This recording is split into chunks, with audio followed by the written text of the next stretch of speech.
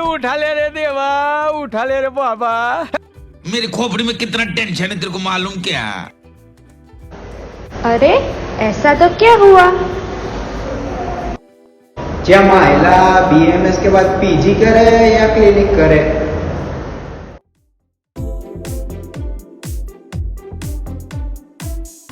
So hello guys, आपका स्वागत है हमारे आयुर्वेदिक ट्रेडिशनल चैनल में।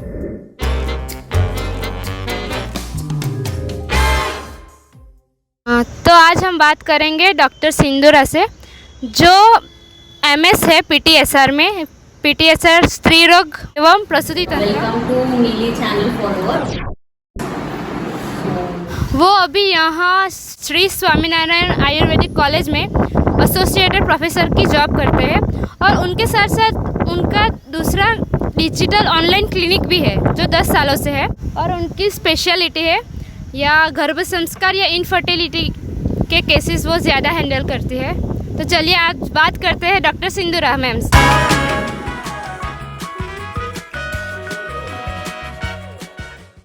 Hello ma'am, good morning. Good morning ma'am, आपका हार्दिक स्वागत है हमारे यूट्यूब चैनल में। मैम, क्या कर सकते हैं बीएमएस कंप्लीट होने के बाद, या हमारा स्कोप क्या क्या है, तो आप अपना ओपिनियन देंगे? हाँ श्योर। बीएमएस कंप्लीट करने के बाद हमको बहुत सारा ऑप्शंस है। उसमें पहला ऑप्शन सबको क्या दिखता है, पीजी करना या पोस्ट ग्रेजुएशन करना है।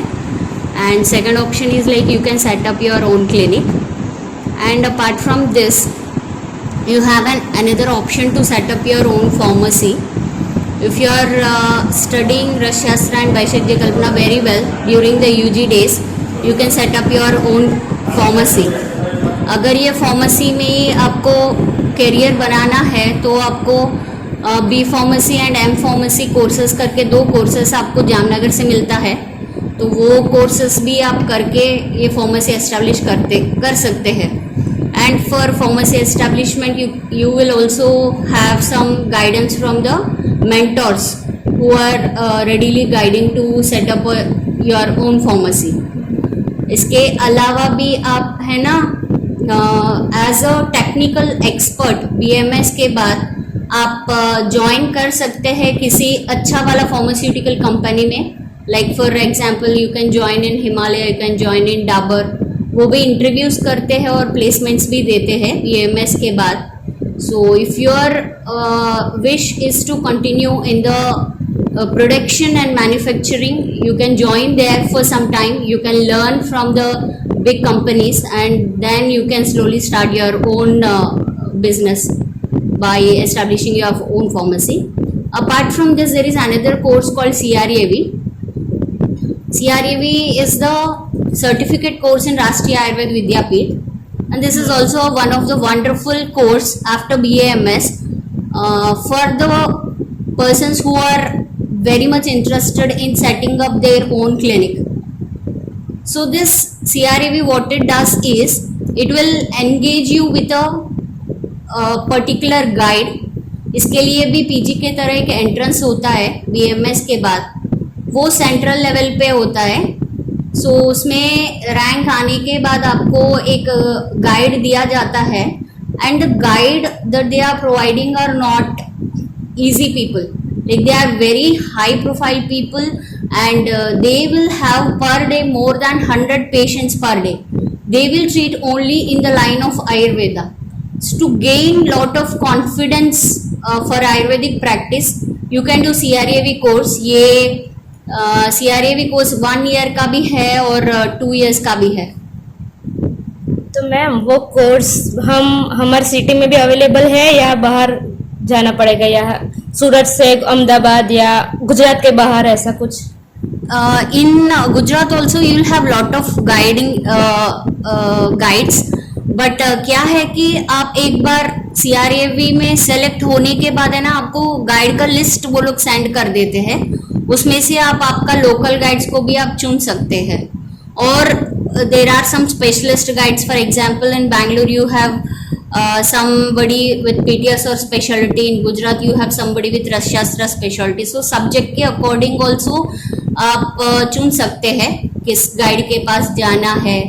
कौन सा मुझे स्पेशलिस्ट बनना है, तो यू हैव प्रसूति स्पेशलिटी इन CRAV एंड रसशास्त्र स्पेशलिटी, काय चिकित्सा का स्पेशलिटी हमें हैदराबाद में मिल रहा है, तो according to that also you can have. The guides are not only related in particular region, they are all over India.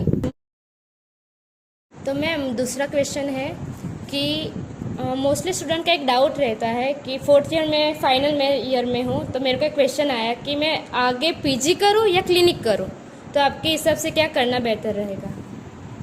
सो मुझे ऐसा लगता है कि दोनों करना है, बिकॉज अभी जो आयुर्वेदिक प्रैक्टिशनर्स हैं वो सब मोस्टली काय चिकित्सा का कर रहे हैं.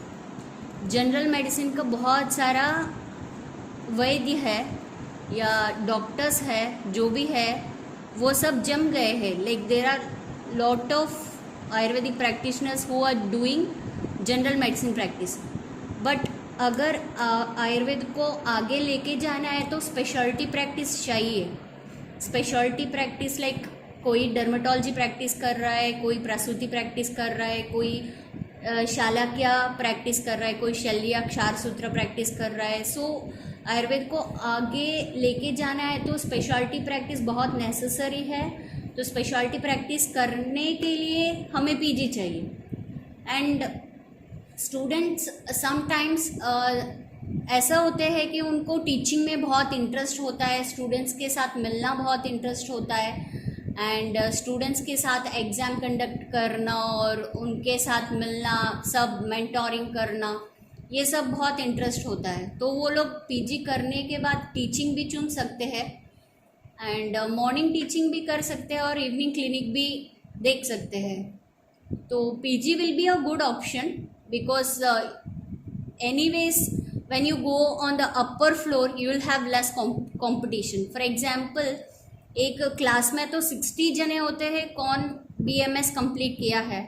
ऊपर जाओ तो PG में 5 ही स्टूडेंट होते हैं, less competition. whenever you go on upper side like PG and PhD you will have less competition. So I always suggest to go for a postgraduate education, and you can always start your own clinic. If it is a physical clinic, it is very good. If it is not a physical clinic, you can start your digital clinic through Facebook or Instagram. There are a lot of social media platforms from where you can do your online consultations. So start your clinic, if not possible offline, start your clinic online as soon as you complete BMS. साथ में आप PG का भी preparation करो, और if not 1 year, 2nd year या 3rd year में attempt देना है और पोस्ट ग्रेजुएशन भी करना है. मैम जो हम प्रैक्टिस करते हैं क्लिनिक में, तो जनरल प्रैक्टिस करनी है या आयुर्वेद की स्पेशल प्रैक्टिस, कि सिर्फ आयुर्वेद ही प्रैक्टिस है? जनरल प्रैक्टिस माने आप एलोपैथी का बोल रहे हैं? हाँ वही. सो सी, when you study BMS I always suggest you to practice Ayurveda only. Okay, this is my personal opinion, and maybe it is highly biased opinion, but my opinion is that you practice Ayurveda. Whatever you have studied, that should be justified. So you need to practice Ayurveda, and initially you should have lot of patience. Per day एक ही patient आता है, 2 patient आते हैं, 3 patient आते हैं, but this graph will go on increasing. This is not a stable thing that 5 साल के बाद भी एक ही पेशेंट आता है. ऐसा कभी नहीं होता है, कोई भी डॉक्टर को ऐसा नहीं होता है. It will go on increasing. Patient count will definitely increase, but you have to sustain yourself for the first 2 years और 3 years. उसके बाद हर एक क्लिनिक फ्लरिश होता है, बिकॉज डिसीजेस कभी कम नहीं होता है. Patients are like everyday available. वो आपके पास आने के लिए थोड़ा टाइम लगता है, but clinic will always grow. Ma'am आपका तो क्लिनिक है, तो आप क्लिनिक सेटअप के लिए कोई टिप्स देना चाहेंगे या हमें कुछ गाइड करना चाहेंगे?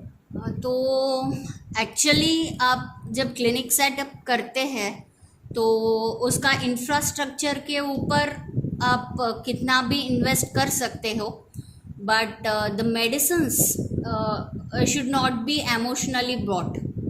When you have patient, then only you have to purchase the medicine. मैं ये बोलना चाहती हूँ इंफ्रास्ट्रक्चर के ऊपर, लाइक फॉर एग्जांपल आप चेयर ला रहे या टेबल ला रहे या फैन सेटअप कर रहे, एसी सेटअप कर रहे या कपबर्ड्स कुछ अच्छा वाला दिखने के लिए आप ग्रेनाइट फ्लोरिंग ऐसा कुछ बना रहे, तो ये सब चलता है। इंफ्रास्ट्रक्चर बना सकते हैं, कितना भी इन्वेस्ट करना है तो कर सकते हैं, बट मेडिसिन और the stock what you are doing that has to be maintained every month and at that point you can save your money. You need not emotionally invest. हम 1 लाख का मेडिसिन ला के रखते हैं and we are unable to sell the medicine in 1 month, देन हमारा बहुत वो 1 लाख का लॉस ही होता है। टेबल तो कहीं नहीं जाता है, चेयर कभी कहीं नहीं जाता है, और the panchakarma equipment everything whatever the infrastructure we bought we can take it from one place to the another place, but the medicines किसको बहुत कम एक्सपायरी डेट है या 3 साल में चले जाता है, या अवलेहियम है वो 1 साल में एक्सपायरी हो जाता है, ऐसा मेडिसिन्स के ऊपर है ना ध्यान से, बहुत ध्यान से इन्वेस्ट करना है। ये मेरा बहुत बड़ा टिप है। And another one tip is nowadays you need to have your digital presence. Whenever you open your own clinic, you don't see that you will get patients only from the nearby places like Kalol or Ahmedabad. You make sure to have a digital clinic of your physical clinic where वो digital clinic में आपको USA, UK, Germany, out of your state like Karnataka से, आंध्रा से, so from lot of other places also you can pull the patients if you have a digital clinic. Ma'am आप कुछ कहना चाहेंगे, आपका कोई एक्सपीरियंस या कुछ ऐसा जो बेस्ट एक्सपीरियंस है जो आयुर्वेद का चमत्कार जैसा कुछ हम कह सकते हैं? हाँ, मुझे मेरे बच्चा का याद आ रहा है अभी तो। When my child is only 2.5 year old, he had a very bad asthmatic attack. For a child of 2 years having 70 breath count per minute is very bad. So at that time like हमने एक बार वो try किया था, क्या बोलते हैं उसको, mask से, हाँ वेंटिलेटर, हाँ वो हमने दिया था, एलोपैथिक मेडिसिन जो भी है वो दिया था हमने, तो उससे कम नहीं हो रहा था। The breath count was still very high, so 70 60 वैसे ही था, and whole night he was unable to sleep. So after that I started with the very small doses of Lakshmi Vilas Rasam. Rasaushadhis I have started using, even though he is 2 years old and everybody was like very doubtful why we are giving Rasaushadhis and all. But मेरे मन को ऐसा लगा था कि, और मैंने ऐसा पढ़ा कि 2 years के बाद हम रसौषधि बच्चे को दे सकते हैं, because the kidney is fully formed after 2 years. सो मुझे ऐसा लगा कि मैं दे सकती हूँ, तो तुरंत मैंने स्टार्ट किया। 3 दिन के बाद उसका ब्रीथ काउंट नॉर्मल हो गया है, तो ये मुझे बहुत अच्छा लगता है। अभी तक उसको फिर से वापस नहीं आया है asthmatic attack, that is also very good point. I feel I like to share this with all your channel viewers. So thank you ma'am, आपका इतना कीमती समय हमें देने के लिए, thank you so much. Thank you.